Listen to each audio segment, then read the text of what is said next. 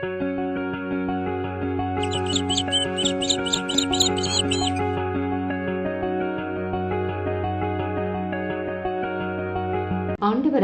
இயேசு கிறிஸ்துவின் இனிய நாமத்தில் பணிவிய மாத ஜெபக்குழு சார்பாக உங்களை சந்திப்பதில் மிகுந்த மகிழ்ச்சி அடைகின்றேன். இன்றைய நாளின் தியான வசனம் அதிகாரம் 4 இறைவசனம் 7. நாம் குரல் எழுப்பும் போதெல்லாம் நம் கடவுளாகிய ஆண்டவர் நம்மோடு உள்ளார். அவரை போல் மக்களுக்கு மிகவும் நெருங்கிய கடவுளை கொண்ட வேறு பேரினம் ஏதாகிலும் உண்டா? நாம் தியானிப்போமா? ஆண்டவராகிய இயேசு கிறிஸ்துவின் அன்பிற்குரிய சகோதர சகோதரிகளை, தந்தையாம் கடவுளின் அன்பும் கிறிஸ்து இயேசுவின் அருளும் தூய ஆவியானவரின் நட்புறவும் உங்களோடு என்றும் இருப்பதாக.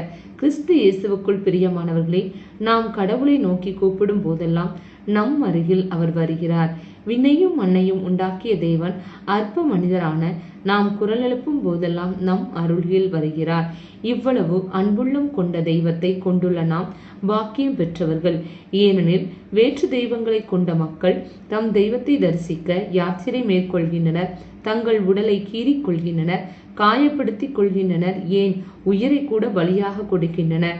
ஆனால் நம் கடவுளாகிய இயேசு கிறிஸ்து நம் பாவங்கள், சாபங்கள், நோய்களுக்காக தம் உயிரையே விலையாக கொடுத்தார். அவர் நம்மை எல்லா நெருக்கடியான சூழ்நிலைகளிலும் காக்க வல்லவராய் இருக்கிறார்.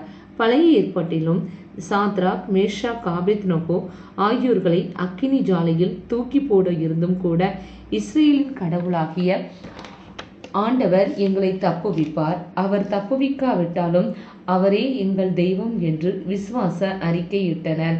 அக்கினியில் தூக்கி போட்ட போதும் கூட அவர்களோடு அவரும் அக்கினியில் உலாவினார். அவர்களுக்கு ஒரு சேதமும் ஏற்படவில்லை. ஏனெனில் இந்த உலகத்தில் இருப்பவனை காட்டிலும் நமக்குள் இருக்கிற இயேசு பெரியவர். நாம் தண்ணீரை கடந்தாலும் அக்கினியில் நடந்தாலும் நம் தேவன் நம்மோடிருந்து நம்மை தப்புவிப்பார். அவர் நேற்றும் இன்றும் என்றும் மாறாதவராய் இருக்கிறார். நாம் நம் கடவுளின் நாமத்தை உயர்த்தி துதிபலி செலுத்துவோம், அவருக்கு ஆராதனை புரிவோம்.